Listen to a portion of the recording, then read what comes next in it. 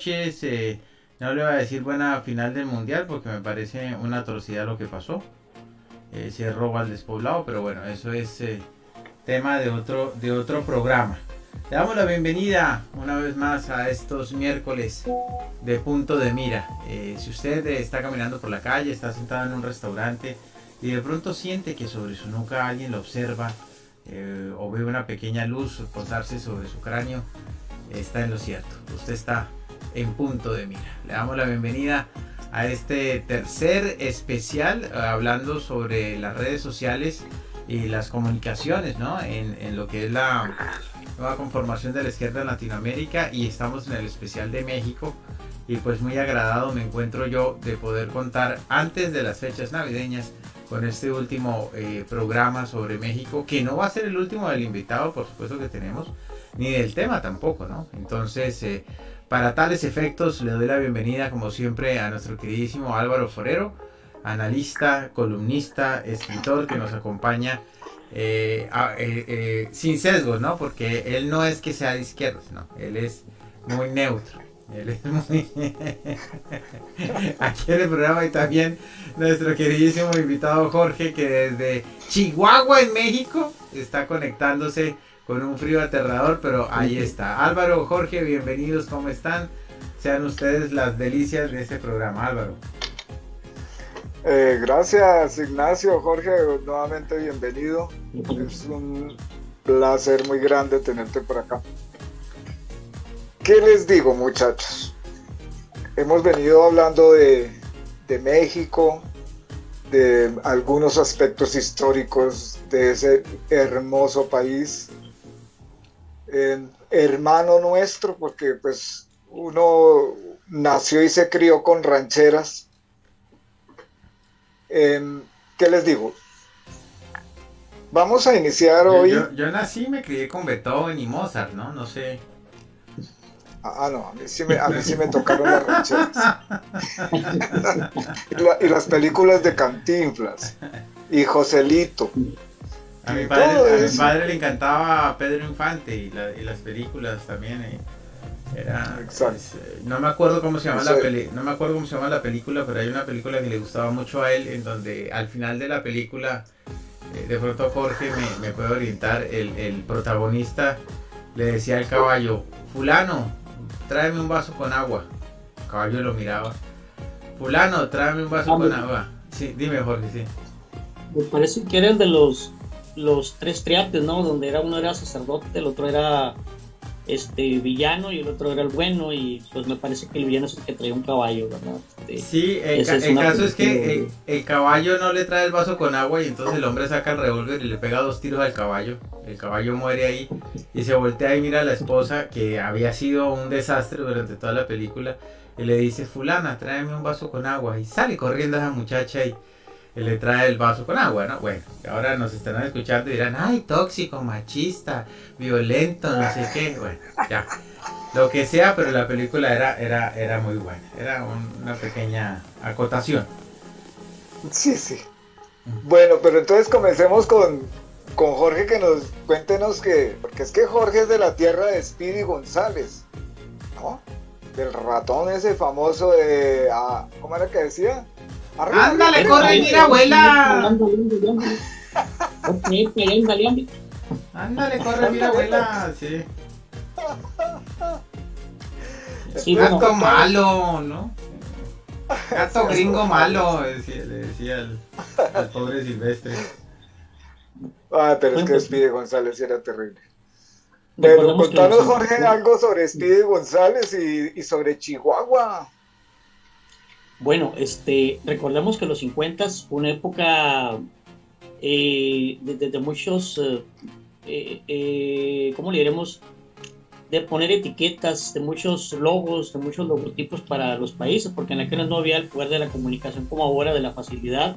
Entonces teníamos que establecer un marco de identidad para cada país. Por ejemplo, en aquel entonces, cuando entre 50 y 60 Marvel Comics crea a uno de los personajes rusos, pues le gusta el vodka, le gusta bailar lo de ella de Rusia, hace mucho, o sea, los típicos datos de cada país. Entonces México no era la excepción.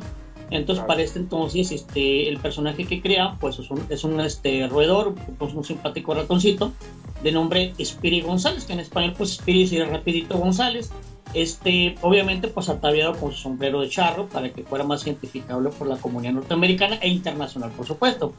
Entonces, el concepto de este ratón era de que él tenía que abrirse paso a través de centros comerciales, casas y todo, para conseguir el famoso queso, para su famosa ratoncita y para su gente. Entonces, pues tenía que pasar por gatos y pues infinidad de los supuestos enemigos, ¿no?, que le tocaban, y entonces él siempre sacaba sus famosas frases, como por ejemplo que le decían, pero está peligroso, Spirit, van a poner 100 trampas, y eso, frijoles, o sea, se sacaban sus famosas frases muy mexicanas. Entonces, pues era muy querido en aquel entonces, y pues marcó un antes y un después dentro de las caricaturas de lo que viene siendo Looney Tunes, que después los Looney Tunes fueron absorbidos por lo que viene siendo Hanna-Barbera. Hanna-Barbera, y después Hanna-Barbera se convirtió en lo que es ahora Disney. Entonces, el pez grande se come el pez chico. Entonces, es parte de la vida, ¿no? Entonces, después que pasa el tiempo, el estado de Chihuahua, donde yo radico, pues es el estado que se encuentra al más norte de México, pegado al estado de Texas. De hecho, curiosamente, Texas es el estado más grande de Estados Unidos y Chihuahua es el estado más grande de México. De hecho, en mi estado caben pues varios países de Europa por la extensión que tiene, o sea, es un estado desértico. Nos llaman, hay varios nombres en México como se nos llaman, unos que los vencedores del desierto, otros los bárbaros del norte, porque este estado no albergaba vida, pues unos acueductos desde los años 30, 40. Entonces, pues se fue poblando de bastante vegetación. Pues el chihuahuense, que es donde se ha dado, empezó aquí, lo que viene siendo la Revolución Mexicana comenzó aquí en Chihuahua. Lo que es la Guerra Cristera comenzó aquí en Chihuahua. Entonces, con un atentado de quitarnos el agua, se metieron 6,000 personas a sacar el ejército de aquí de mi ciudad. O sea, la gente es tremenda, sin que se malinterprete que es agresivo mi estado. Simplemente somos gentes pacíficas, pues, que nos gusta vivir, hacer nuestras cosas, que nos dejen trabajar, pues, en nuestra vida. Y es un estado, pues, desértico, como dije, muy extremos temperaturas. En tiempo de frío puede bajar la temperatura a -5. De hecho, hubo un año, el 2011, que recordarán aquí mis compatriotas y paisanos, en el 2011, ese día nadie se bañó. Fue el día, creo, 2 de enero, nadie se bañó ese día porque bajó a -15 grados bajo cero temperatura. Se reventaron aquí los tuberías de mi ciudad, se reventaron. Las plomerías y ferreterías se enriquecieron ese día. Claro. Bajó -15 grados bajo cero, una cosa así. Que estamos en Rusia, que estamos en Moscú. Entonces así quedó, fue el único día. Y en tiempo de calor sube a 40 grados, a 43, casi estamos en Río de Janeiro, no lo sé. Entonces, el calor de Venecia en verano es brutal. Se le cocina a uno el cerebro. A mí me pareció una cosa muy simpática en Venecia. Era la cantidad de musulmanes, de árabes, que los veía uno caminando por la calle como turistas, común y corriente. Pero el hombre iba de ¿cómo es que le dicen eso? De playera y bermudas y chanclas, ¿no? Y la mujer con un vestido negro desde el cuello hasta el piso, con las mangas hasta acá, y un velo, no tapada la cara, ¿no? Pero velo, con ese calor. Yo decía, por Dios, ¿por qué no le presta ese atavío al hombre a ver como para que entienda un tricito, ¿no? Es que era terrible. Pero bueno, esas son las culturas, son respetables. Bueno, entonces cuéntanos una cosa, Jorge. Ese Chihuahua viene siendo un estado dentro de México. Así es, México está dividido en 32 estados, cada uno es federal, es autónomo, aunque dentro de la misma república, y Chihuahua pues se constituye uno de los 32 estados de México. como es el que está pegado a Texas y pues el más grande de toda la república. ¿Cómo es el gobierno de Chihuahua? Alcalde, Pues, gobernador. pues se le llama gobernador. Actualmente la gobernadora se llama Maru Campos, es la gobernadora, es una güerita, una blanquita, ella pertenece al Partido Acción Nacional, al PAN. Ella pues fue, pues como todo luz y sombra, la quisieron pues manchar de que ella había sido parte del, ¿cómo diríamos? Sí lo fue parte del gabinete de uno de los presidentes pues más corruptos que hemos tenido pues aquí en Chihuahua. Pues ese expresidente pues se fugó a Texas. Ahorita te digo el nombre, se me acaba de ir momentáneamente. Entonces él pues hay una solicitud de extradición, pero pues por extrañas razones el FBI y la CIA encuentran a todo mundo, a Saddam Hussein, menos a un expresidente local chihuahuense, y que saben dónde está, lo cual se me hace un poquito muy extraño que no haya sido extraditado hasta estas alturas. Y Mauro pues le involucraron como lavado de dinero, como que era su mano derecha, y que porque la iban a elegir gobernadora cuando está. Ahorita vamos a tomar el tema ese de lo de Berlín, de lo que comentamos de la conspiración Berlín, Operación Berlín, relacionada con esto. Entonces, pues Mauro durante su campaña fue muy criticada sobre ese punto de haber estado asociada a este expresidente y pues de que le estaban según comprobando. Entonces personas subieron información al respecto que supuestamente probaba, no del todo, su supuesta familiaridad y sus nexos con el expresidente, y sin embargo otras personas subieron información contraria donde totalmente la desligaba de eso. Entonces vimos una era de la información donde hay información excesiva, donde ya la gente no sabe qué creer, porque unos apuntan hacia el lado derecho, unos batean con la izquierda, otros con la derecha, unos batean con rol. Entonces de todas esas, la realidad misma se confunde entre varias miras, entre varias realidades. Entonces la única manera que nos permite desglosar cuál es la verdadera realidad es cuando los hechos van cayendo por su propio peso y nos van indicando este momento sucedió, ¿no? Con el paso de los días de información se va actualizando y es cuando nos damos cuenta de qué es lo que pasó. Entonces pues esta gobernadora pues hasta ahorita pues lo que se ha hecho en Chihuahua pues ha estado bien, ha estado estable hasta ahorita. No sabemos lo que va a pasar como siempre. El pizarrón se está escribiendo y pues hasta ahorita las cosas están pacíficas aquí en mi estado. Es un estado que siempre ha salido adelante solo a pesar de su unión con el resto del país. Es proveedor de carnes, proveedor de algodón, de frijol, de tantas cosas, y pues tenemos nuestra cultura indígena, que son los indígenas tarahumaras que viven en la Sierra Tarahumara, en la Sierra Madre. Cuéntanos algo de los tarahumaras, qué interesante eso. Sí, mira,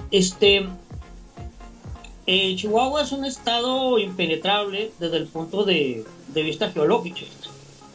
Si viene un ciclón, un huracán desde Baja California, desde el mar, se estrella contra la Sierra Madre Oriental, y si viene otro huracán, tornado, ciclón, como se le llame, por el lado del Golfo de México, pues se estrella contra la Sierra Madre Occidental, tiene Oriental Occidental, o sea, son unas franjas impenetrables de sierra donde viven pues estos restos de población indígena llamados indios tarahumaras.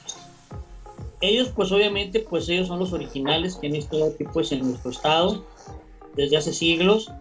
Ellos pues radican, tienen sus propias costumbres y tradiciones. Ellos beben lo que se le llama el tesguino, es una especie de vino creado por ellos mismos ahí en la sierra.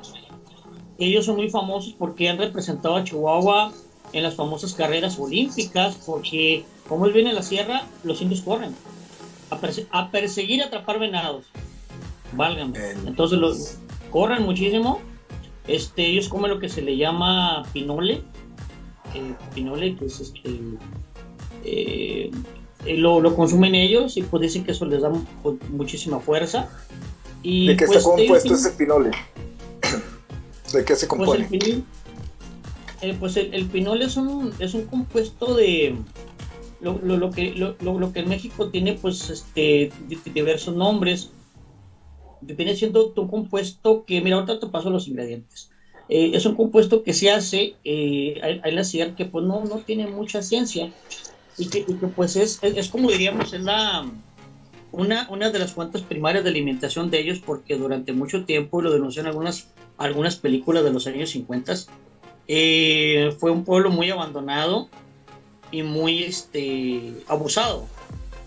Me acuerdo cuando tú platicabas en el programa 2 o en el 1 acerca de cómo el ser humano va tomando lo que quiere de las tierras que no le pertenecen.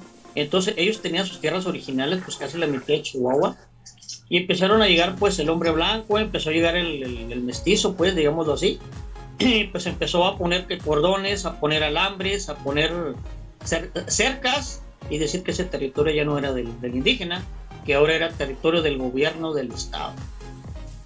Hay una película muy buena que se llama Tarahumara, con uno de los actores más grandes que hemos visto, después de Pedro Infante, que se llama Ignacio López Tarso.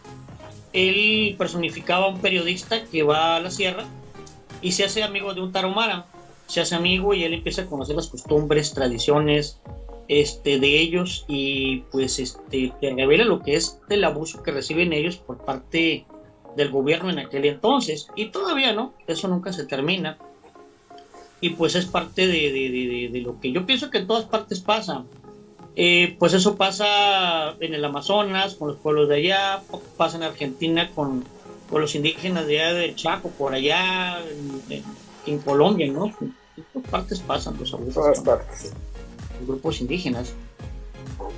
Y pues ellos tienen una ropa muy singular, las mujeres traen ropa de vestido largo, colorido, algo parecido pues a trajes típicos, todavía lo usan, pero fíjate que los tiempos han cambiado y pues ya las mujeres se han ido un poquito independizando. Yo digo en broma que va a haber el día en que ya no van a usar esa ropa, porque antes usaban una especie como de blusa muy elegante, pero típica de lo que viene siendo la ropa típica de ellos. Pero ahora ya utilizan blusas ya muy modernas, lo único que utilizan es la falda. Me imagino que por respeto a sus tradiciones y su cultura.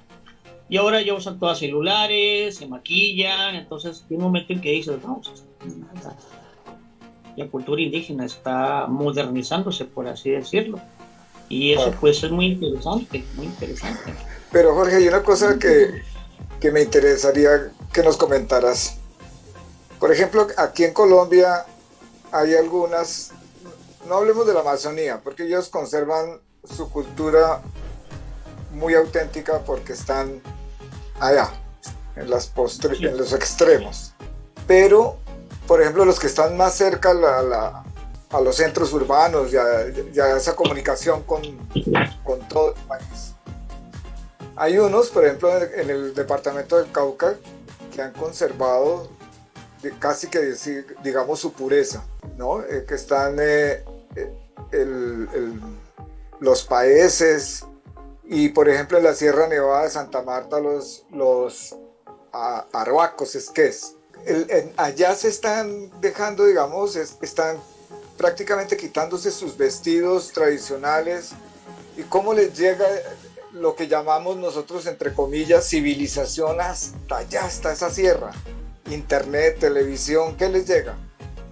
Pues hasta ahorita ellos han conservado algo de su antigüedad. Aún están empezando, pues, para los que están más cerca de la civilización, para algunos grupos tarahumaras, algunos ya empiezan a utilizar lo que son los refrigeradores. Como trabajan, como aquí hay algo que es ilegal, que es la tala de árboles de la Sierra Madre, porque igual que el Amazonas, la Sierra Madre está en peligro. Eso es un área cubierta de muchos árboles. Entonces, primero eran las compañías aserradoras clandestinas que se encargaban de contratarlos, de pagarles sueldos muy bajos a cambio de que cortaran la madera para estas empresas.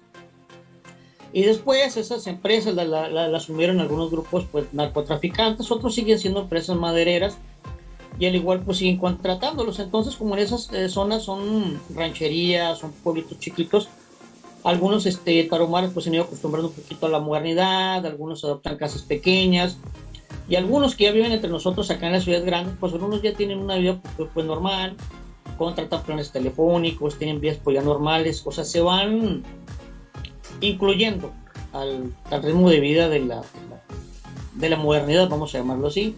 Otros que son más reservados se quedan en sus pueblos de origen y bajan nada más a vender cosas, desde cosas como nopal, tuna, pencas, flores. Hay mucho tipo de vegetación en la sierra y ellos venden pues hierbas medicinales, venden pues muchas cosas, y ellos pues se encargan de, con la venta de todo ese tipo de cosas, pues sobrellevar a sus familias.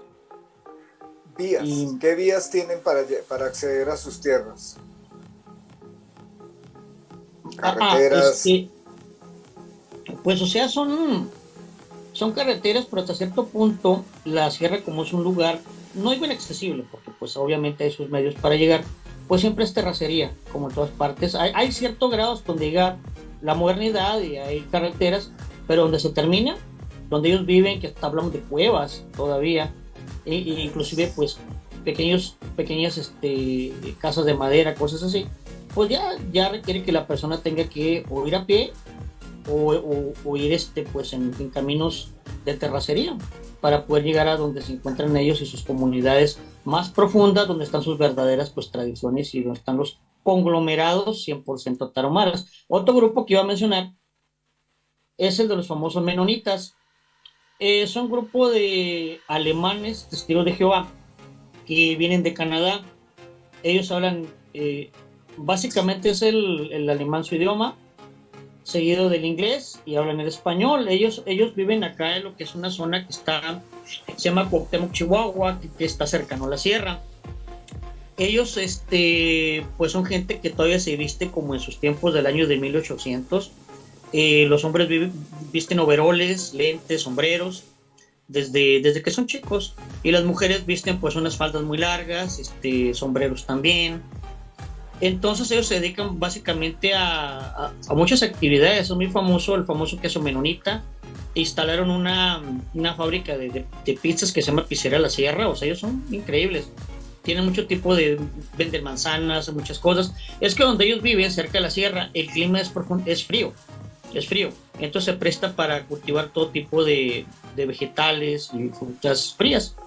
Y ellos pues son parte de una comunidad que ya se volvió netamente chihuahuense ellos, y pues ellos impulsan comercio al exterior también. Se han vuelto una comunidad muy fuerte. Yo hablaba con uno una vez y le empecé a hablar en inglés porque pensé que necesitaba algo. En mi trabajo llegó, y cuando él me contesta en español, porque yo le hablaba en inglés, me entendió, pero para no hablarme en alemán, me habló en español, porque yo le dije, disculpa, en inglés. Entonces me empezó a hablar como en español y ya entendí que era menonita. Entonces le dije, oh, perdón, te confundí con un norteamericano. Me dice, no, yo alemán, menonita, que tú me dices, es pueblo muy antiguo. Su alemán es de hace 200, 300 años, ya no lo hablamos. Ese alemán, ni siquiera lo entendemos en veces. Yo me quedé, wow. Hasta para ellos mismos, el alemán que hablan los menonitas es un alemán un poquito obsoleto. Y dice uno, increíble. O sea, estamos ante comunidades que no han evolucionado, que se han quedado en un espacio del tiempo, pero pues una riqueza histórica, porque pues no siempre se tiene la oportunidad de conocer un grupo con esas características. Claro. Bueno, muy interesante, pero vamos a meternos ya en el ají, ¿no? Porque damos mucha vuelta, mucho pueblo, mucho antiguo, mucho lo que sea, y aquí ya estamos pendientes y en deuda con la audiencia, ¿no? del tema. El 15 de diciembre pasado, a un periodista mexicano, uno de los más reconocidos y que pues ha tenido planteamientos bien fuertes contra el sistema y contra los planteamientos gubernamentales de López Obrador, hablo de Ciro Gómez. El pasado 15 de diciembre le cayeron a tiros en su camioneta, casi lo matan. Afortunadamente pues andaba en una camioneta blindada porque está recontra super amenazado, y lo peor es que ya van 34 periodistas muertos en lo que va del gobierno de López Obrador. Él tiene un programa por las mañanas que se llama El Mañanero. ¿Cómo es que se llama? El Mañanero, sí. El Mañanero. Y el hombre el 14 de diciembre dijo en ese programa que había que dejar de escuchar y había que callar al señor Ciro porque quien lo escuchaba resultaba con tumores cerebrales. El día siguiente le cayeron a tiros al periodista. ¿Está López Obrador utilizando las redes sociales y la comunicación para mandar mensajes a sus adeptos? ¿Esa es la función de las redes sociales ahora para el gobierno? ¿Hay un brazo armado del gobierno en ese sentido? Sí, Álvaro, dime. Sí, antes de que Jorge conteste, incluyamos esto. Como el tema, tú mencionaste ahora las redes sociales, digamos, como un conducto de comunicación. Entonces, si eso que tú estás preguntando tiene relación con un grupo de personas, podríamos hablar de que existe, digamos, una especie de obradoristas, yo no sé cómo darle el nombre, o sea, seguidores de López Obrador, o sea, muy fuertes en México, o que esté creciendo. Sí, mira, aquí dentro del Vox Populi, dentro del vulgo, dentro del hombre de la calle, hay dos facciones que políticamente se denostan o se denigran y que en las redes sociales se ve muy claramente. Al grupo de personas que siguen al señor presidente López Obrador, los que son muy, digamos, entre paréntesis, fanáticos de Hueso Colorado, que están muy apegados a él, se le llaman chairos, así, algo así como ilusos, como ingenuos. Es el nombre que se le da de manera peyorativa o despectiva, debido a que son personas pues que se la han creído de todas. Que López Obrador puede hacer llover del cielo, pues sí lo creo. Que el presidente dijo, sí lo creo. O sea, o que le justifican todo. Él no es malo, no hace nada malo, él simplemente lo están desprestigiando. Pero como siempre dije al inicio del primer programa, desgraciadamente la real luz y sombra. Siempre va a haber cosas que en parte es verdad, pero que también en parte no decimos la verdad de las cosas cuando una persona está mal utilizando su poder para realizar otras acciones, tanto para enriquecerse como para aprovecharse de la ingenuidad del mexicano, de sus mismos compatriotas, para hacer pues cosas ilícitas, y aparte de eso pues no tienen la capacidad de gobernar. Y por el otro lado, los que yo me considero un poco entre ellos, no me pongo también en el punto de vista neutro, pero también veo cosas que no están bien. A los que denunciamos o decimos, oye, pues mira, será buen presidente, pero esto no está bien. No somos perfeccionistas, simplemente, oye, ¿cómo es posible que no haya medicamentos para niños con cáncer? Oye, ¿cómo es posible esto? No, entonces los famosos chairos o obradoristas me empiezan a llamar chayoteros. Está yendo el audio, Jorge, tienes que cuadrar tu micrófono. Sí, perdón, ¿se escucha mejor? Sí, le has puesto la mano encima, creo. Sí, perdón. Y entonces a los que supuestamente no son obradoristas o no apoyan el supuesto morenismo o el partido Morena, pues comienzan a llamarlo uno chayotero. Eso es otro término despectivo. Algo parecido a lo que mencioné anteriormente con Venezuela, que o eras madurista o eras pro Maduro, o eras de la oposición. Entonces aquí en México esas son las facciones con las que se está dividiendo el pueblo. Gente que pues justifica todo, que cómo es posible que le exijas a un presidente que tan solo 6 años arregle lo que en 80 años no se pudo. Yo digo que eso es una falacia, eso de 80 años, porque el Partido Revolucionario, hay que reconocer a luz y sombra, durante 45 años, 50 años hizo mucho por el país, y el Instituto Mexicano de Seguro Social, independizó el petróleo, lo expropió la luz eléctrica, hizo muchas cosas que sí eran revolucionarias. En ese entonces, pero no había otro partido. No había otros partidos que hicieran tanto bien al país, y pues pero como todo tiene que seguir un proceso de evolución y desarrollo, o te estancas en el desarrollo. Entonces, lo mismo pasa cuando ese señor López Obrador, en vista de que se estanca el PAN, se estanca el PRI, y crea su concepto Morena para aprovechar ese momento para decir, yo soy el Salvador de México. Los obradoristas, como tú me dices, sí, tiene su grupo de seguidores. Lamentablemente la gente tiende a olvidar.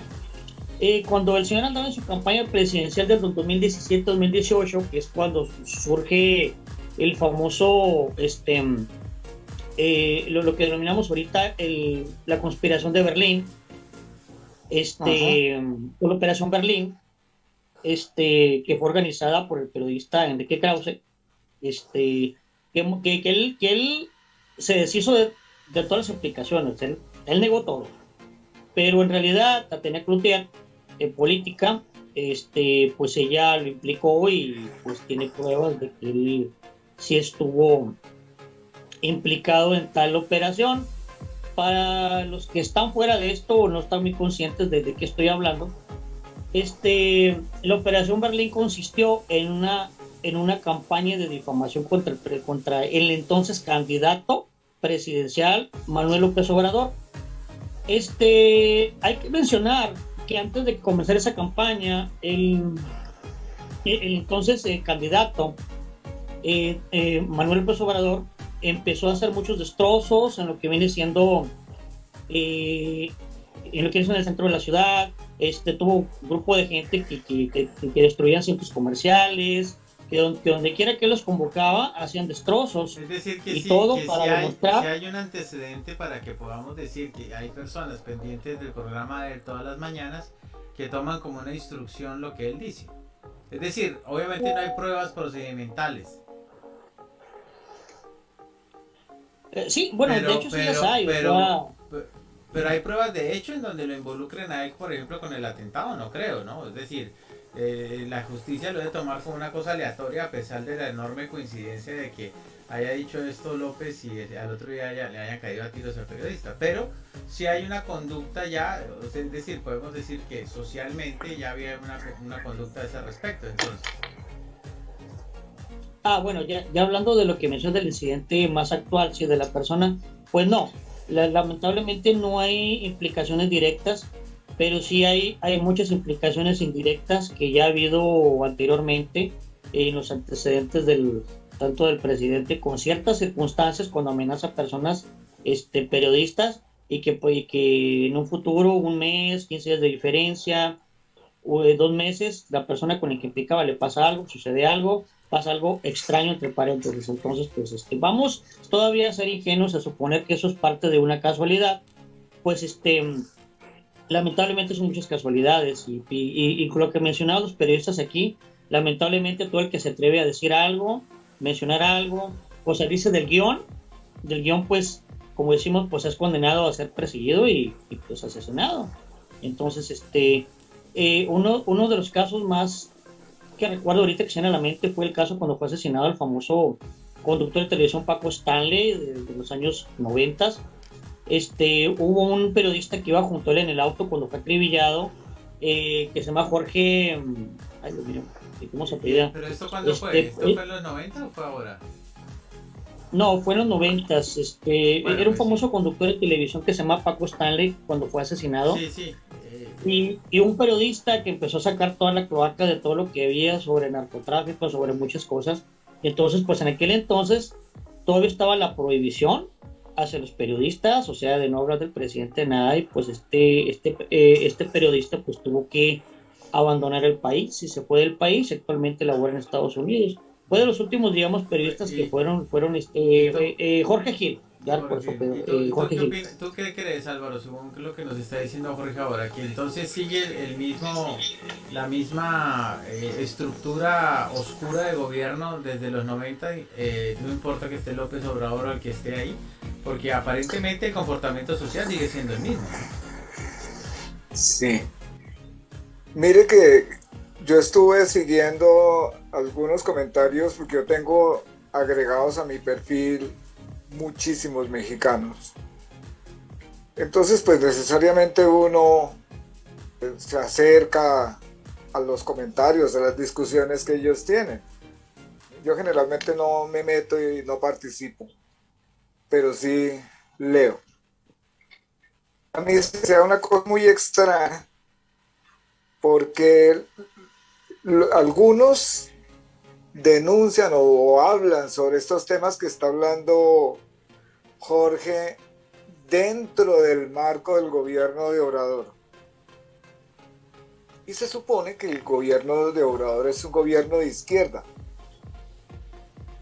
Entonces, si tomamos desde ese ángulo y miramos y lo comparamos con Colombia,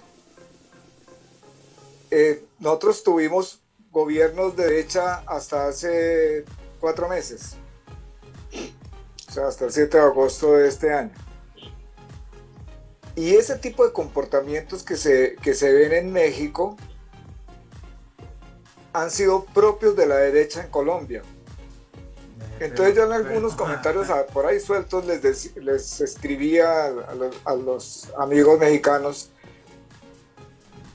que eso mismo están viviendo ellos allá, parece muchísimo a lo que nosotros hemos venido viviendo por más de 6 décadas. Vamos de una fama ascensa. ¿Y tú crees que la izquierda no es capaz de hacer eso entonces, Álvaro?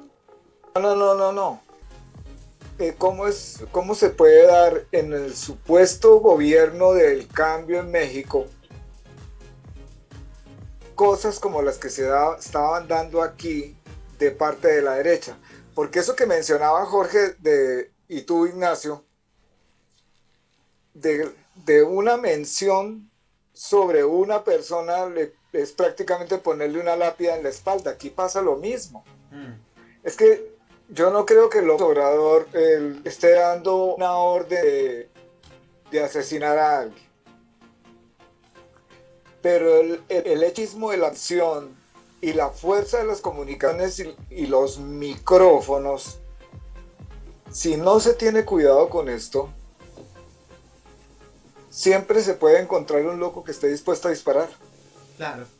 El problema es que... Y ahí es donde está el peligro grande. El problema es que hasta dónde un estadista, un político, el jefe de un gobierno, un presidente de una república está validado para salir en un programa todas las mañanas a hacer un comentario de esa clase.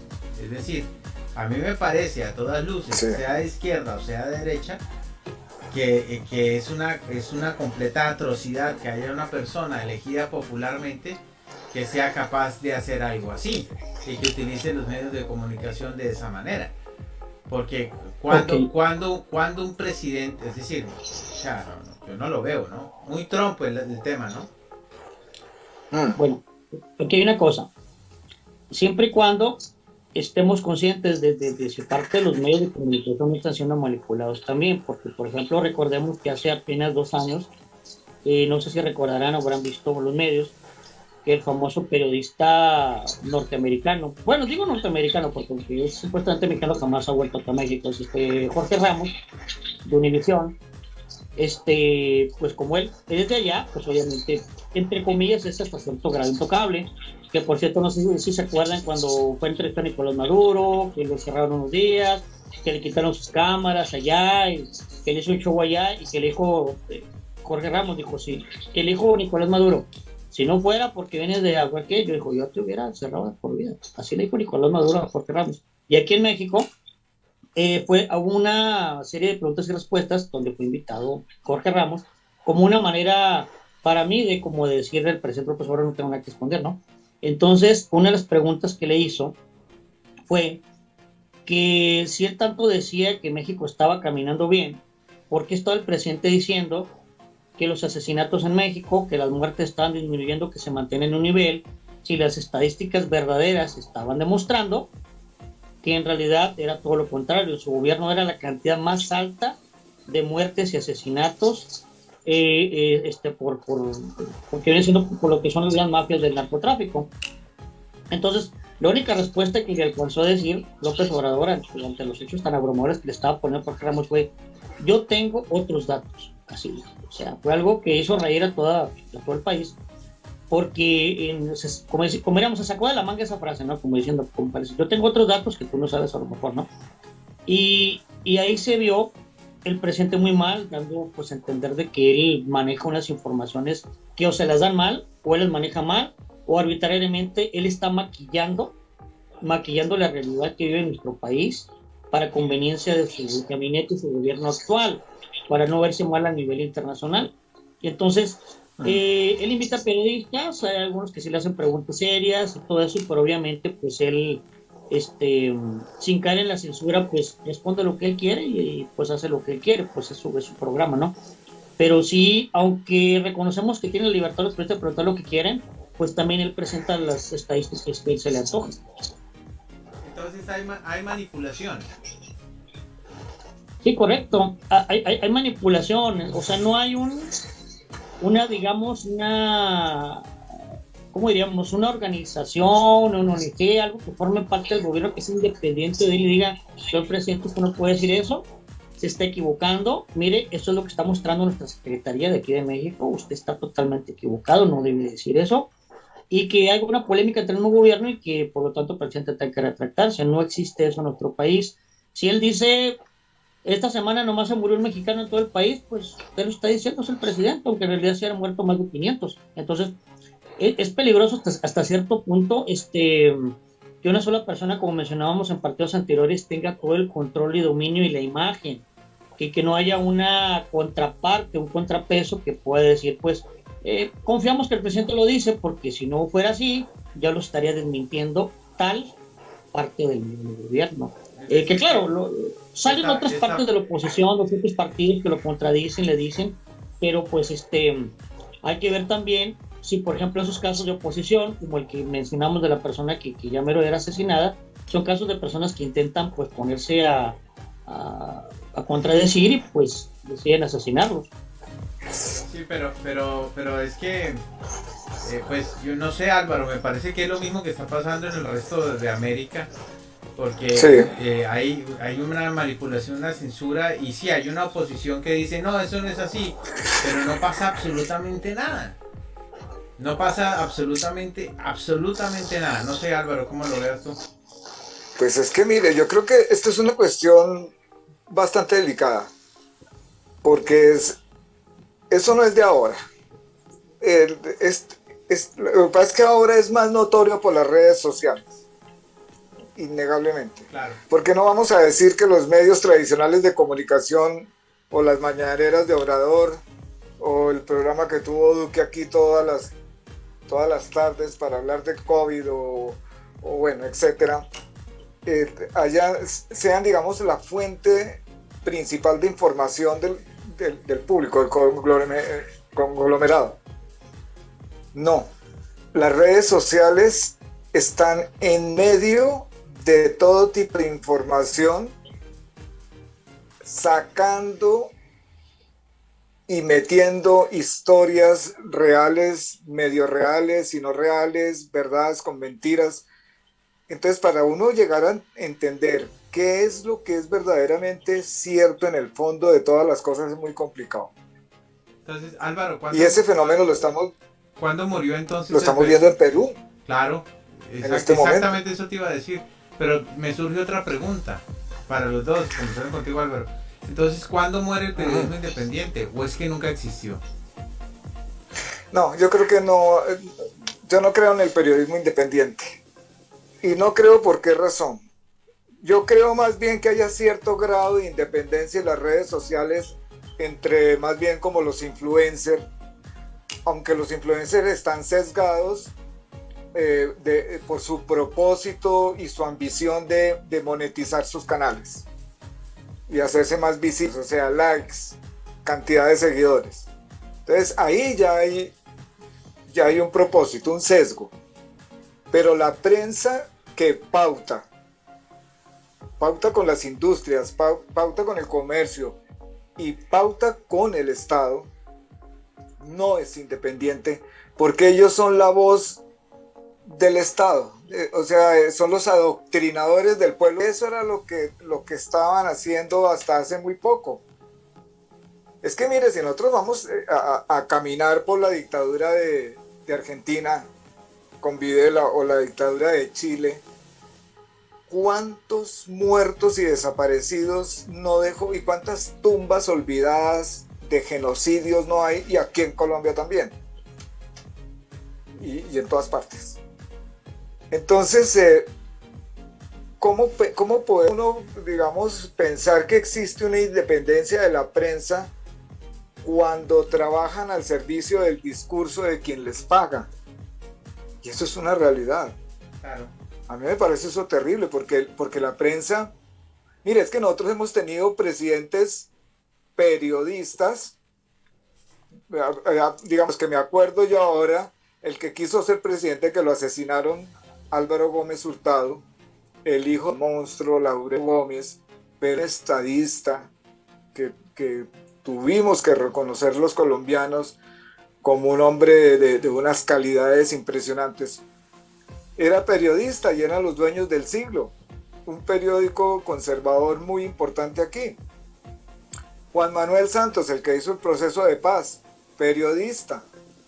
Andrés Pastrana, el hijo de Misael, periodista. Y si seguimos escarbando el periodismo, los que han sido dueños de los medios más importantes de comunicación aquí en Colombia, y supongo que en los demás países es igual, han puesto presidentes. ¿Por qué? Porque han sido los dueños de la palabra, han manejado la palabra y la opinión pública. Es más, la división, porque allá Jorge nos hablaba de los chayoteros y los chairos. En Colombia hablamos de los mamertos y los uribetias en el momento, ¿no?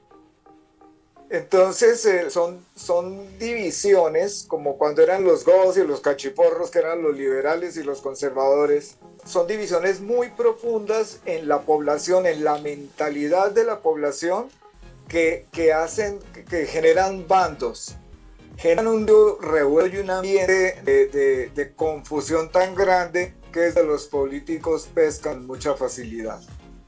Ahí es donde salen populistas y todas estas cosas. Y a mí me parece que el Obrador, y con esto le damos paso a Jorge, fue un hombre que llegó preciso a pescar en un río revuelto. O sea, así como Petro, que apenas está empezando su gobierno, no podemos señalar muchas cosas. Es el resultado de los desgobiernos y las malas políticas de los últimos, especialmente los últimos 20 años de la derecha, del uribismo como tal. Y Duque puso el sello. Obrador viene siendo el resultado, si no estoy equivocado, me corrige Jorge, es el resultado de los gobiernos anteriores, con acciones mismas que promovieron los gobiernos anteriores. Entonces, ¿cómo es eso? Explícanos un poco eso, Jorge. Sí, bueno, aquí hago dos anotaciones. La primera, de lo que hablamos ahorita. En todo el discurso que menciona el señor presidente, don Manuel, yo lo único que diría es de que, ¿por qué no también reconocer cuando del mismo sexenio nos estamos equivocando? Digo, si estamos haciendo algo que no es correcto, una disculpa pública, decir, bueno, en esta parte hubo un error, en mi sexenio estamos arreglándolo, está haciendo esto, haciendo lo otro.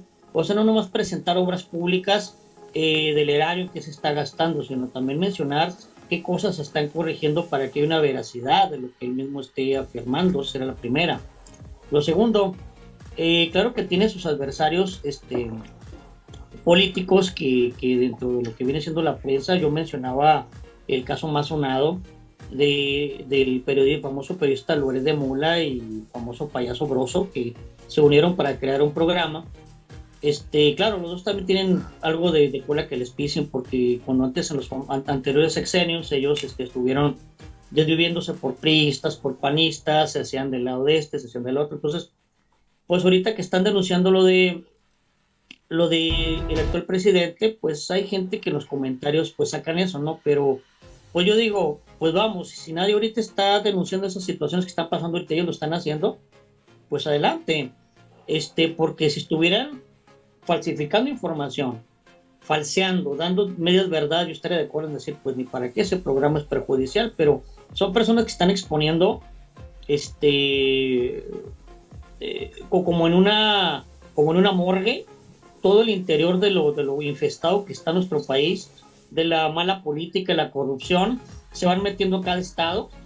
Ahora estado de Veracruz, oye, en este estado, o sea, y te quedas, dices, nadie más lo está haciendo.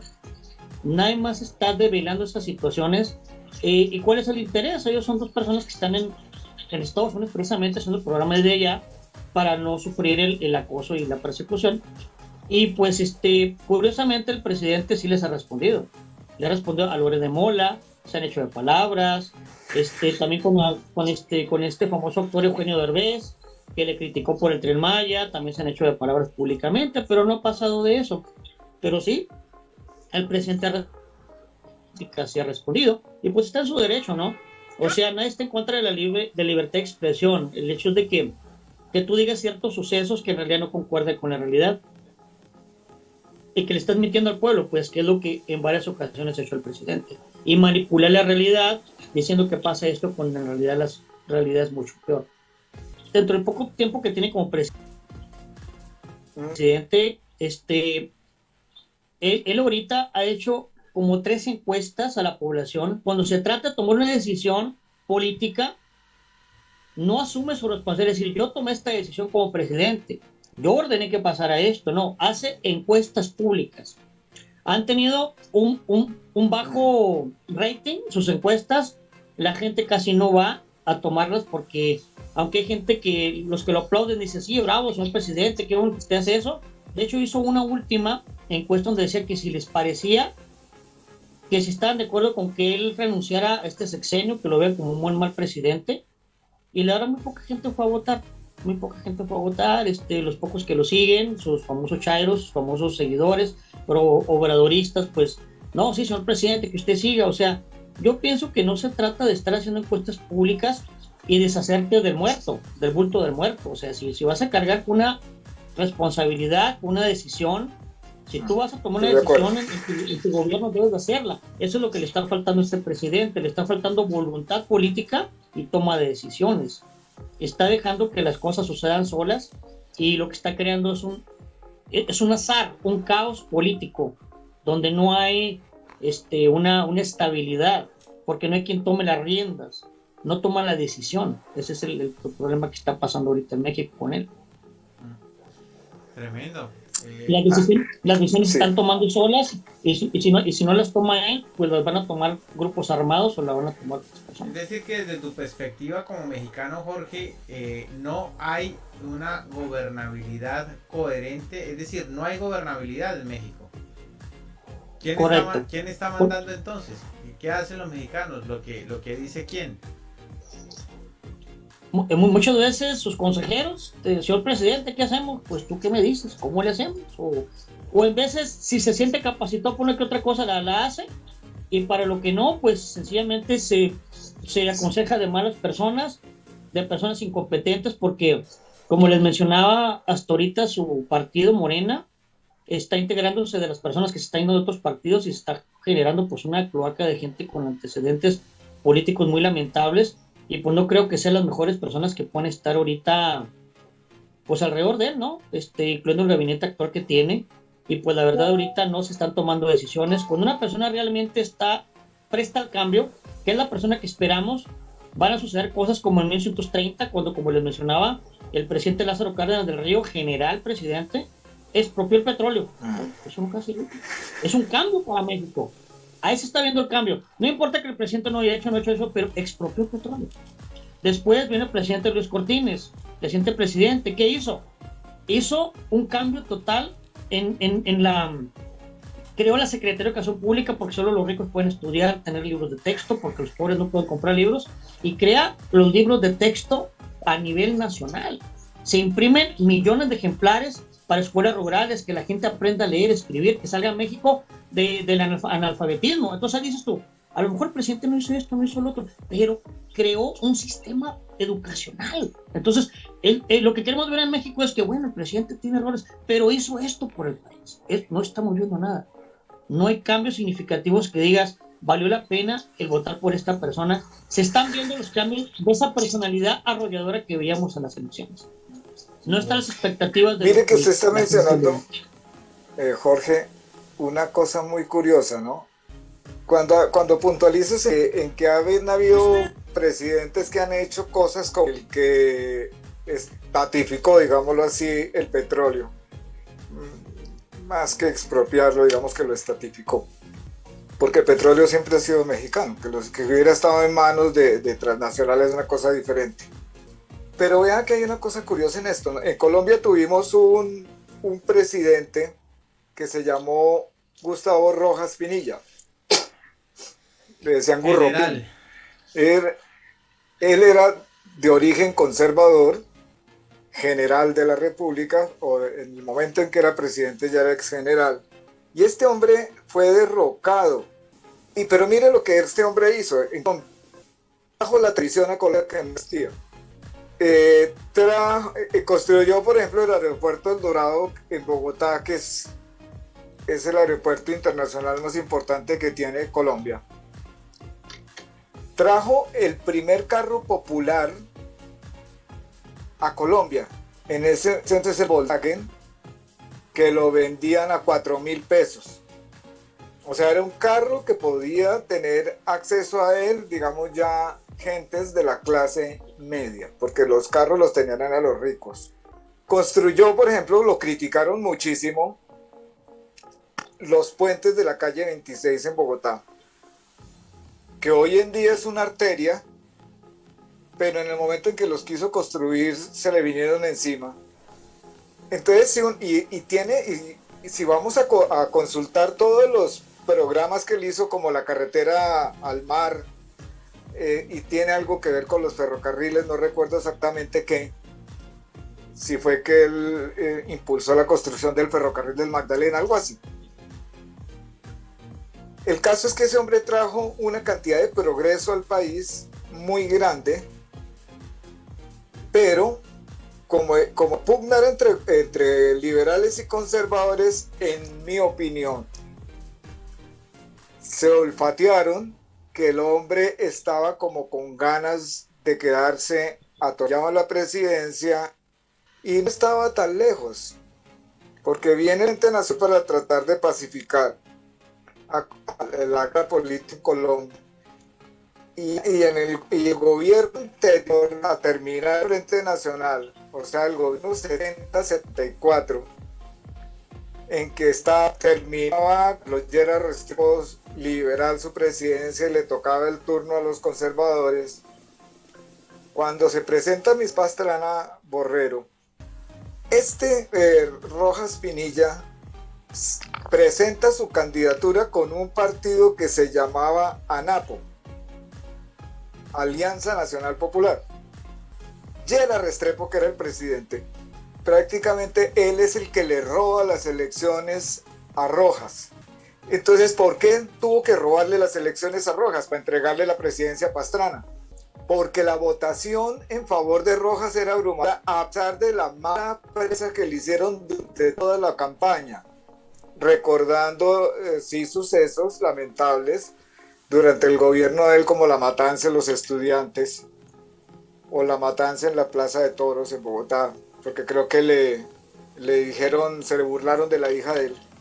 Y en cierta manera durante su gobierno tuvo una manguala con algunos de los que siempre se meten ahí a ver cómo pescan en su favor. Entonces, pero de todas maneras fue un hombre que construyó, que trajo progreso y adelanto a Colombia, al punto de que cuando se presenta con la NAPO, sale nuevamente elegido. Que le hayan robado las elecciones es otra cosa muy diferente, pero el tipo salió elegido, ¿ya? Un colado de la radio en el Consejo Lot, y cuando regrese, que se supone que se va a la luz, está ganando Pastrana. Y eso fue más que claro. Entonces, de ahí es donde surge la guerrilla del M-19, entre otras cosas, ¿no? Que la guerrilla del M-19 no nace del campesinado, sino nace en la academia, en el seno de las universidades. Y muy pupi también, ¿no?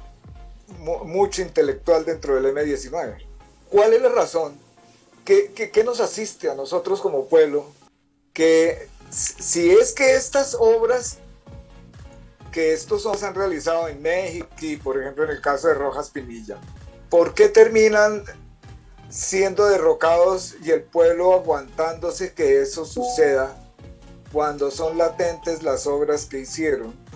O sea, ¿por qué viene ese bajonazo y prácticamente le entregan el país en bandeja a una manada de ratas, digámoslo así en esas palabras? Correcto.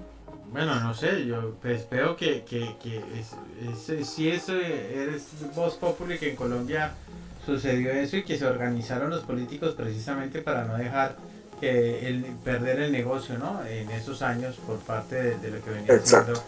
el movimiento del excelentísimo general y único dictador de Colombia, se me olvida el nombre de general Rojas Pinilla. Gurropín. Gustavo Rojas Pinilla. Gustavo Rojas Pinilla.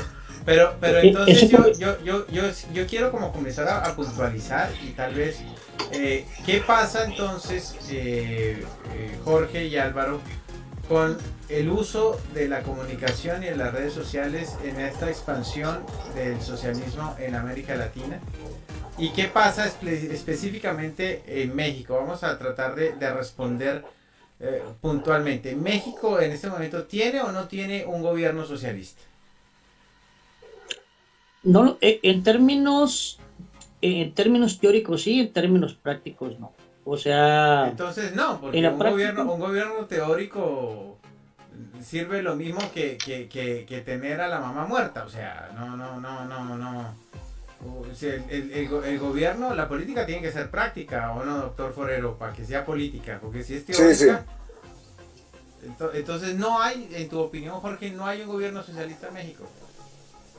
no, todavía no. En lo que entendemos el término socialista, pues no. Se practica en México la democracia. Sí ha habido tintes de situaciones socialistas que han pasado aquí en mi país, pero todavía, al menos como yo veo a la gente, la inteligencia social, pues veo que la gente no le convence ni estaría acostumbrada a un cambio de ese tipo que implicara, por ejemplo, por ejemplo, ver a la gente de repente, que no dudo que se lo hiciera el presidente, la gente pudiera caer en ello, pudiera suceder, pero aquí la gente cuando pasan esas situaciones de injusticia social, pues pasó por independencia, una revolución, una guerra cristera, entonces se empezaron a ocurrir situaciones de corte de corte socialista, digo, en contra del pueblo, pues yo pienso que eso ya la gente inmediatamente estará protestando, pero si hablamos de un gobierno socialista positivo como el que nos menciona Álvaro, pues de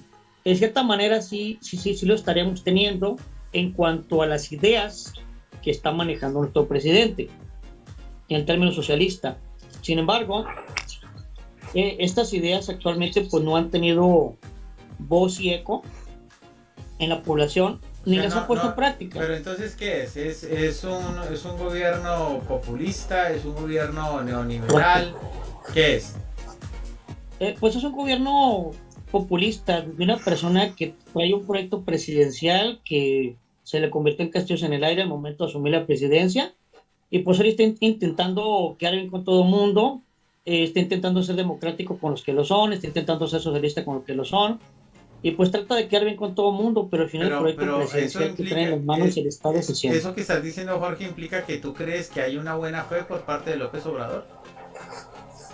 Sí lo creo, que en el fondo tengo una buena fe de haber querido levantar al país, pero creo que al final su propuesta se le vino abajo, todo su proyecto de plan que traía no estaba a la altura de lo que él creía, y está intentando a lo mejor buscar ideas para arreglar la situación, pero pues ahorita creo que ya para él, pues necesito crear proyectos nuevos o sacar algo que realmente lo ayude a justificar el por qué fue elegido presidente y hacer algún cambio de algún tipo, traer algún progreso, como menciona Álvaro, algún progreso que significativo o que marque deje una huella en su presidencia que diga, bueno, votamos por esto y por esto y por esto, no lo hizo, pero hizo esto.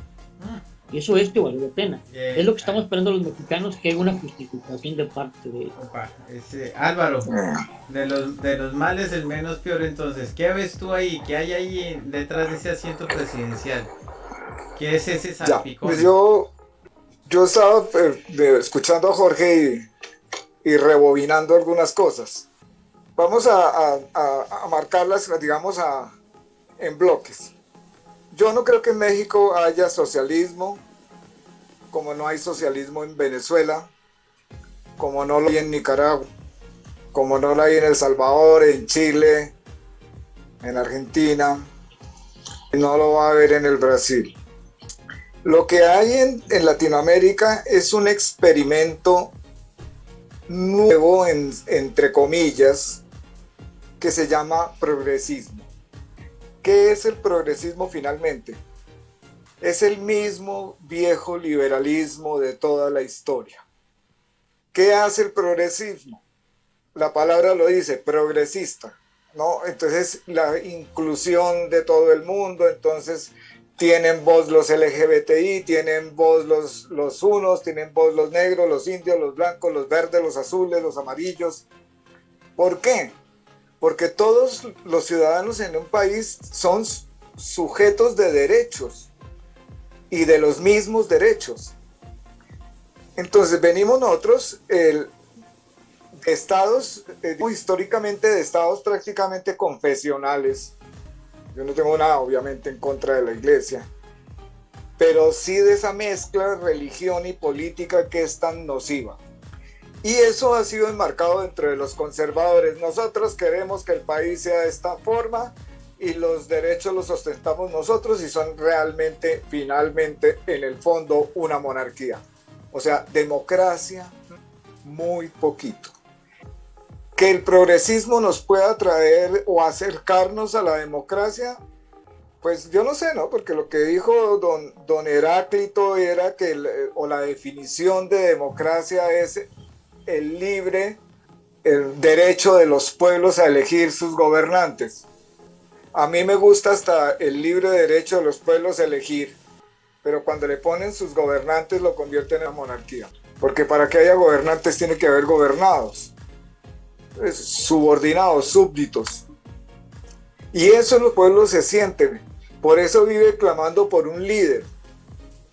Danos un rey, le pedían a Dios el pueblo de Israel, cuando Él los quería libres.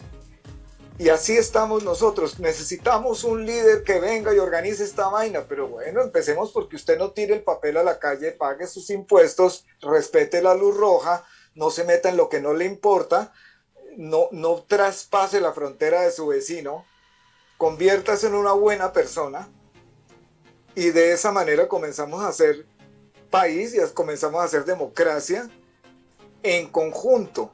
Si el señor de allá no cree en Dios, respételo. ¿Usted sí cree? Sí, perfecto, pero si el otro no cree, ¿por qué no se respetan? ¿Ya?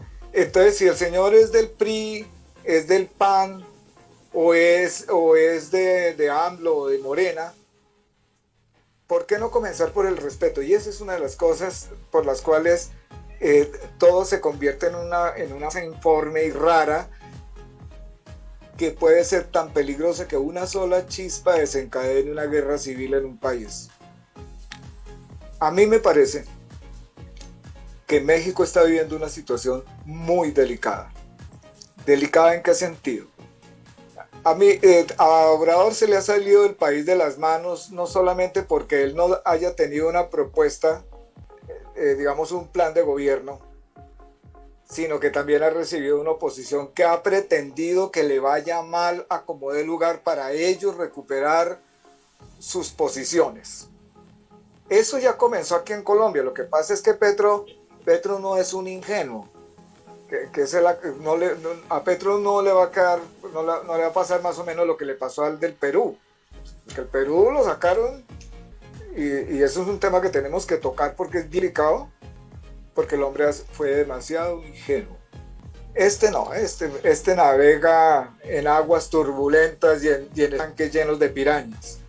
Pero en México, si no hay en los próximos años una gobernabilidad, no para que el Obrador se quede y se perpetúe en el gobierno, sino para que lleve tranquilidad a los mexicanos, esa mezcla de una ultraderecha, de una ultraizquierda, de ese enfrentamiento entre los chairos y los chayoteros, súmele a eso el narcotráfico, que está tomando unas proporciones en México demasiado grandes. O sea, cuando nosotros ya venimos como tratando de salir, México está ascendiendo en ese campo.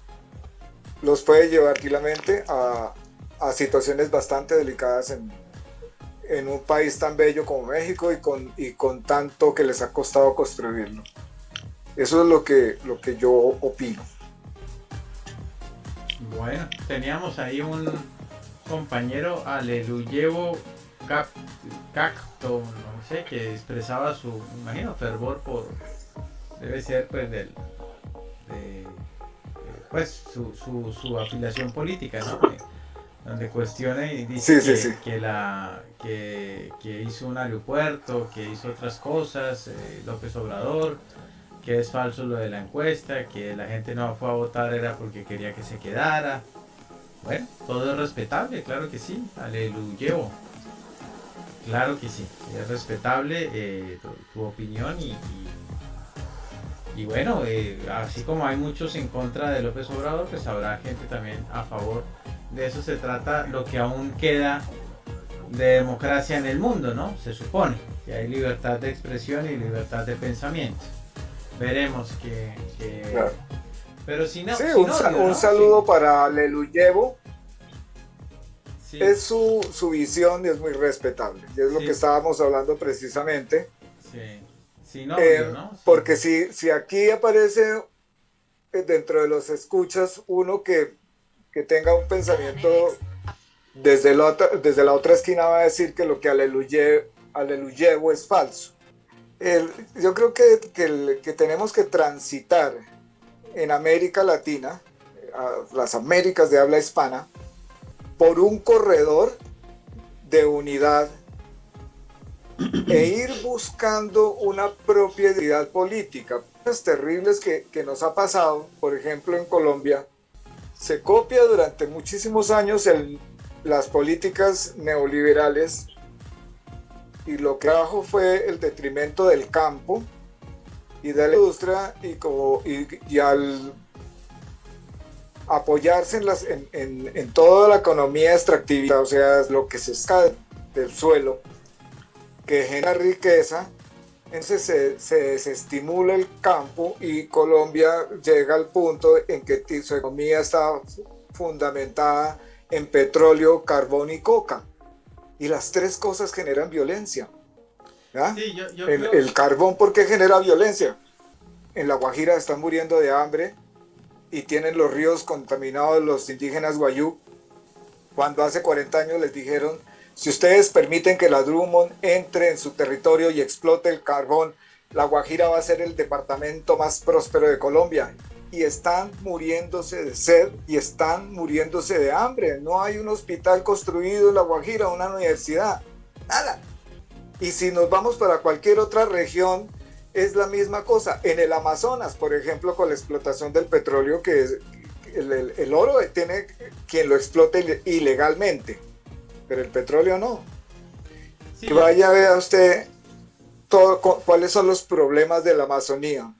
Sí, yo creo petróleo. Que desde la aplicación política, los incendios, desde el hecho de la ejecución de un gobierno, bueno, hay muchas cosas que se pueden decir. El tema en particular es que aquí estamos tratando de definir cómo es que en apariencia, o no en apariencia, sino supuestamente, o no supuestamente, sino de hecho, pues se ve como, por ejemplo, si hay una influencia de los medios de comunicación, de las redes sociales en el manejo político y en la expansión política de ciertas ideas, ¿no? Eso es lo que estamos, más allá de que haya aplicación o no de los gobiernos o de las políticas o de los programas, que aparentemente, no solamente en México, sino en muchos países, no existe eso, precisamente porque se dedican a la manipulación y a ocultar y a hacer ruido con otras cosas a través de los medios de comunicación y a través de las redes sociales.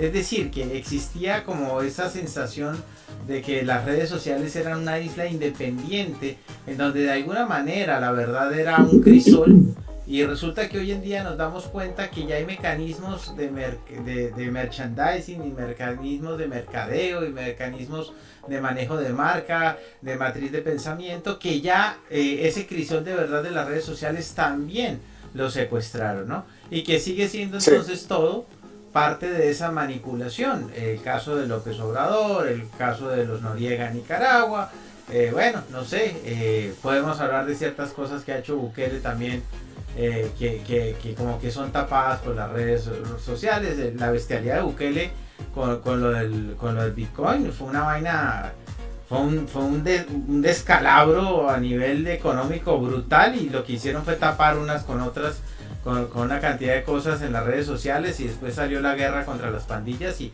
como que se olvidó el tema, pero eso fue un entuerto económico que creo que todavía no ha visto la luz, ¿no? Y todo tapado por el sensacionalismo y por el ruido que se hace en las redes sociales, que es lo que está pasando en América, y que es lo peligroso, ¿no? Yo creo que es por ahí, así que amigo, se me olvida pues cómo se amigo, Nicaragua es un buen tema a tratar porque, creo que Nicaragua es un muy buen tema a tratar porque refleja mucho de esa herida que tiene actualmente Latinoamérica sobre muchos aspectos, sobre todo cuando recordamos cuando fue una monarquía 30 años del Imperio Somoza.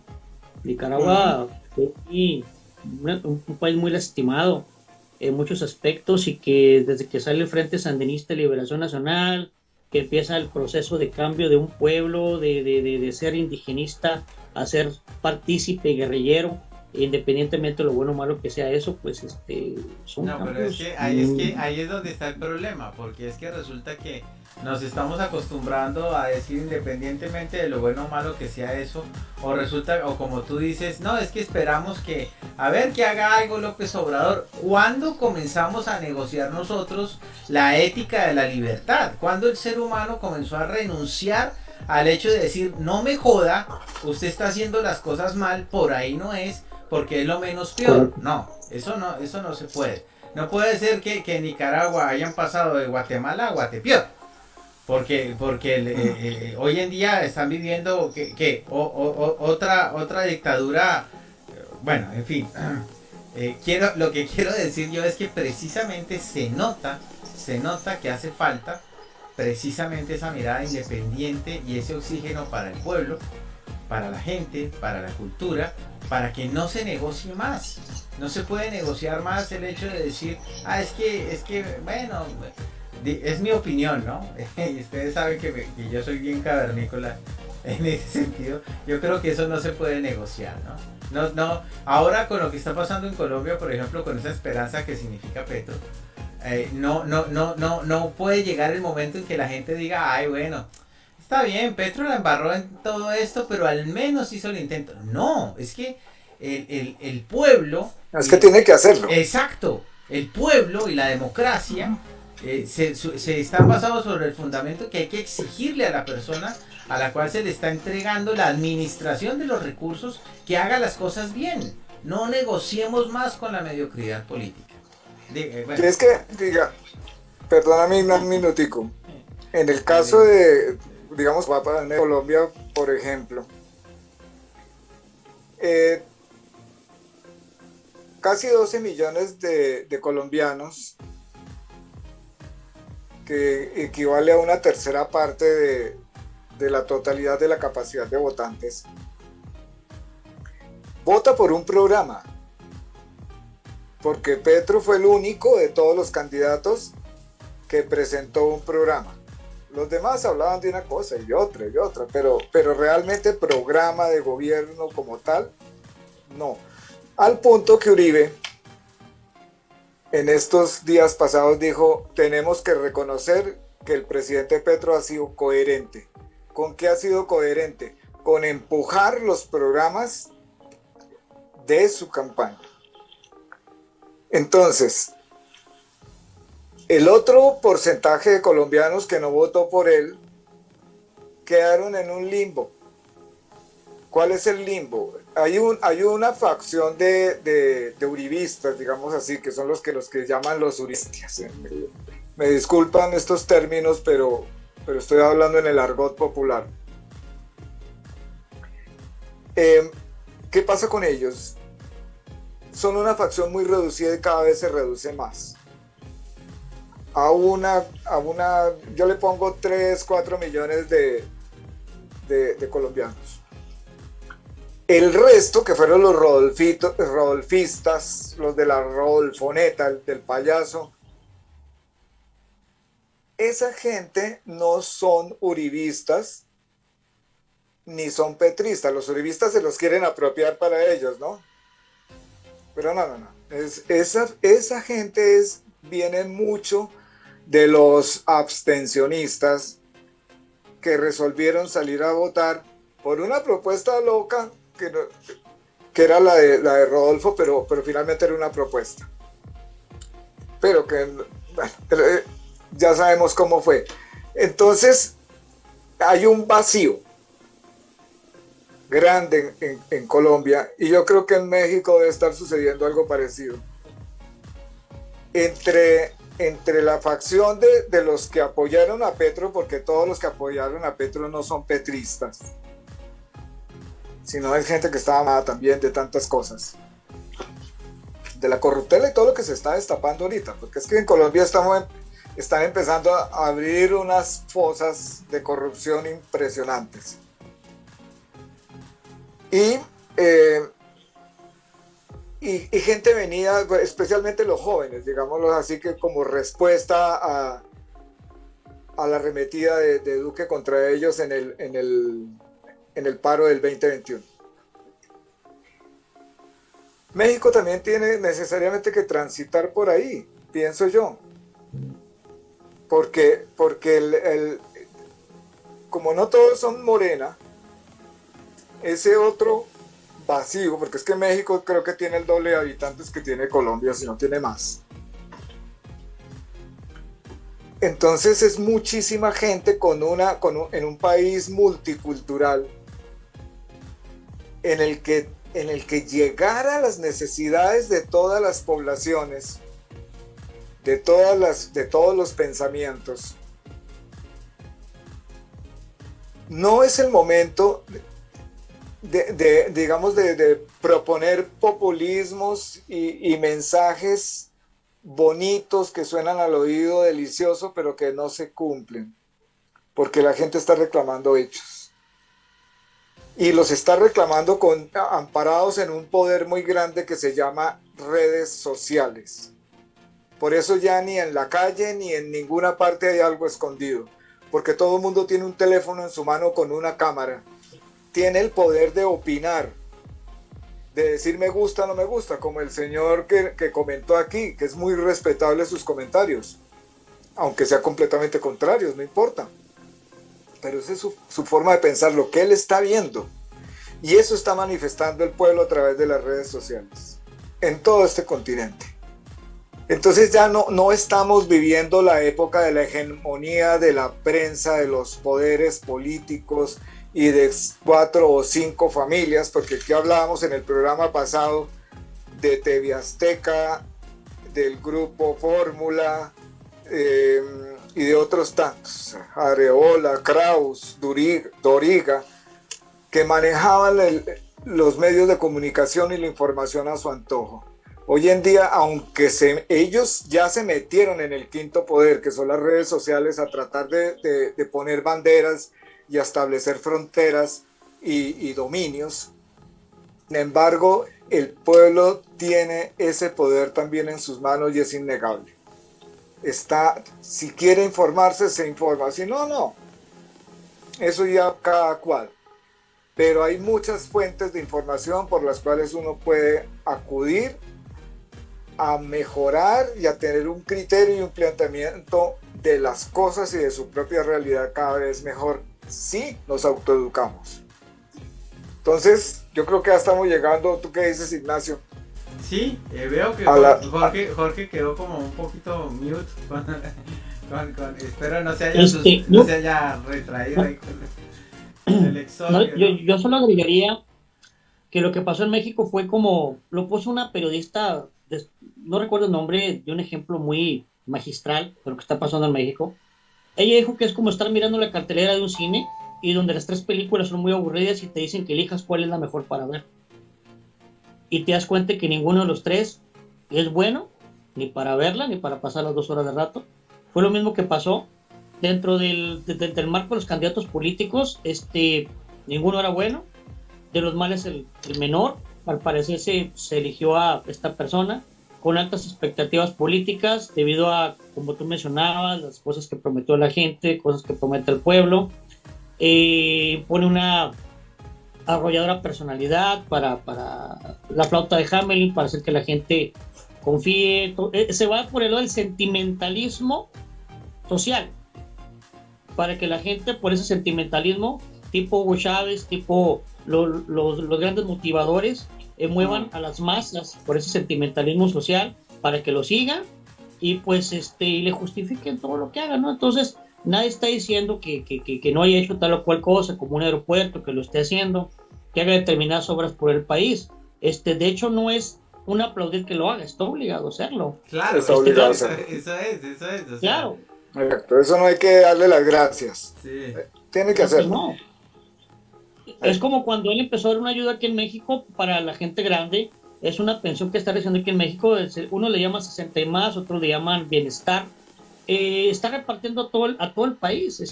Mucha gente dice, no, pues por nuestro amadito presidente, por nuestro cabecita de algodón, nuestro lindo viejito nos está dando este dinero.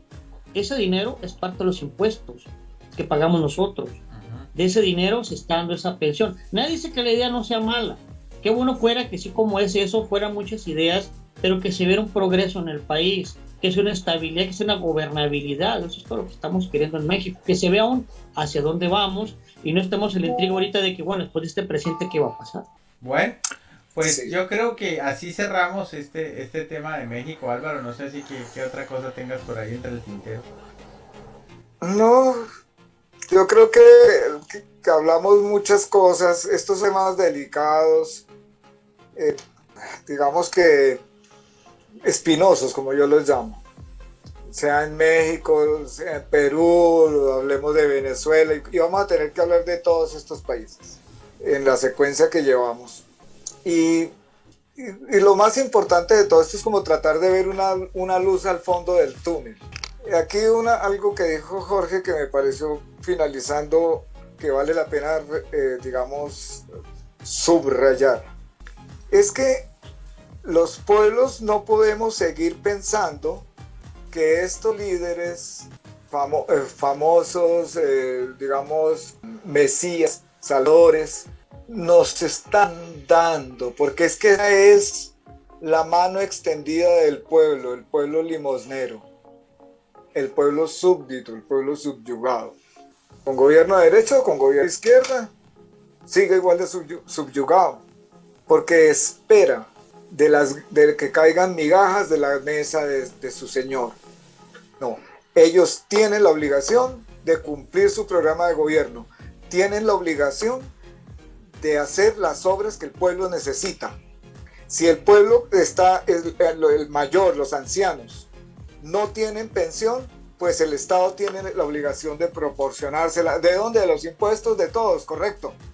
Pero hombre, el asunto es que el país tiene que producir porque el país es una empresa y el presidente es un gerente, no es un monarca, no es un amo. Ahí es donde está el asunto. Parodiando las palabras de Jaime Garzón, un líder social y humorista aquí en Colombia, asesinado, ¿no?, por pensar y hablar diferente.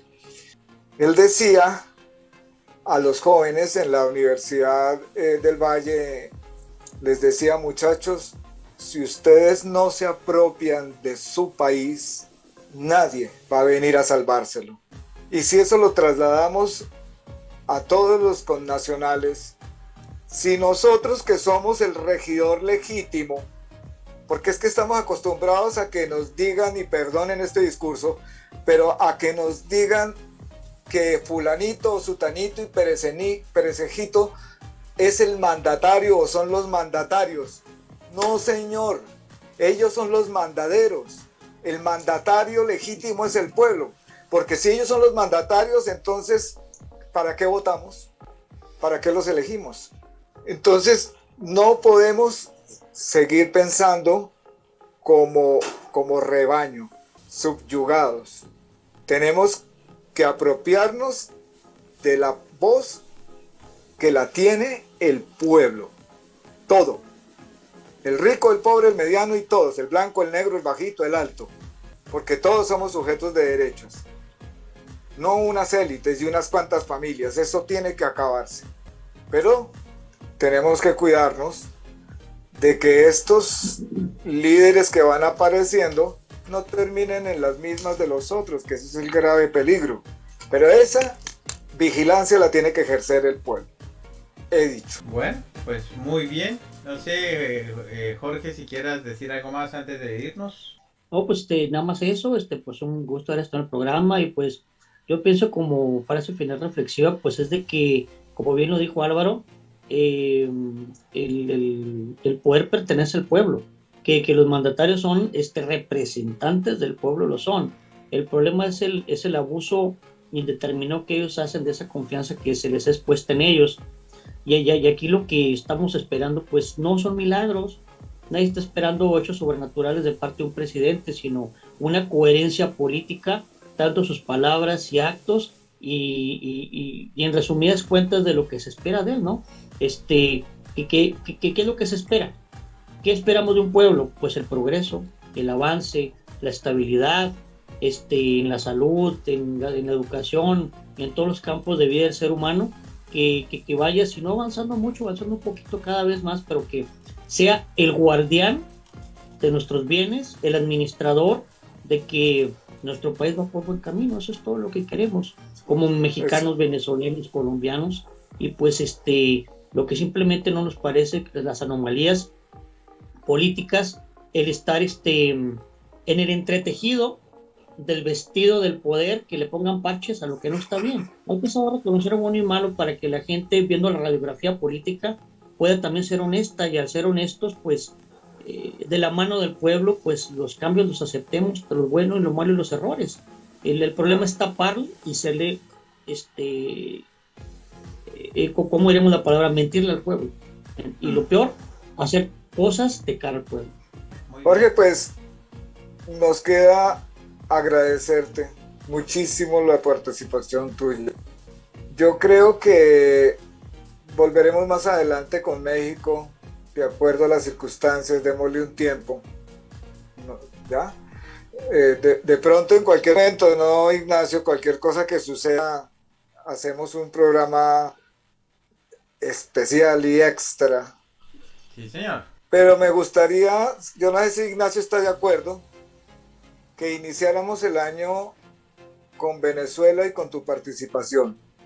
Ya hablamos de Obrador, tenemos otros países de qué hablar, pero es que yo creo que dentro del panorama y el mapa a la izquierda de Latinoamérica, Venezuela es un lunar, y Nicaragua.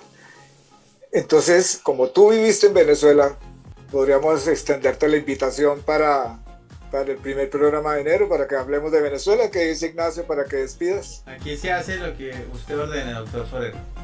Ay, no. Aquí no hay democracia. No me la pongas. Esto es un gobierno dictatorial absoluto y completamente. Somos felices viviendo así. Entonces... Lo sometemos a votación. Sí. Aquí, voluntario, sí, pero usted y usted. No, claro que sí, si Jorge se anima y y si no lo aburren los exabruptos cavernícolas, sí, claro, pues sí, por supuesto. No, claro que sí, estaremos aquí para el tema de Venezuela. 2-3 añitos viviendo ahí, casi 4, en aquel país, siendo un ciudadano venezolano más, bastante que contar. Bueno, habrá mucho que contar. Bueno. Bastante que contar. Bueno, muy bien, pues así llegamos al... No, una feliz Navidad para todos los que nos han acompañado en Punto de Mira, para Jorge, su familia, para ti, Ignacio, para todo el universo. Y bueno, me atrevo a hacer el comercial. Esta semana vamos a tener un especial que ya Ignacio lo anunciará. Y bueno, y será, creo, mi última aparición este año en este universo. Siga, Ignacio, para despedir el programa. Pues muchísimas gracias, Jorge, muchísimas gracias, Álvaro, y recuerde que si usted está por ahí y siente que alguien lo observa, siente que alguien lo persigue, siente que alguien está encima de sus asuntos, mirando por la ventana, mientras usted de pronto está alimentando las palomas en el parque, tiene razón, usted está en el punto de mira. Nos encontramos el próximo miércoles con el especial. Y el año entrante, una feliz Navidad para todos. Y el año entrante nos encontramos en el primer punto de mira con Venezuela y con Jorge otra vez aquí y Álvaro, por supuesto. Así que tengan una linda noche. Bye bye.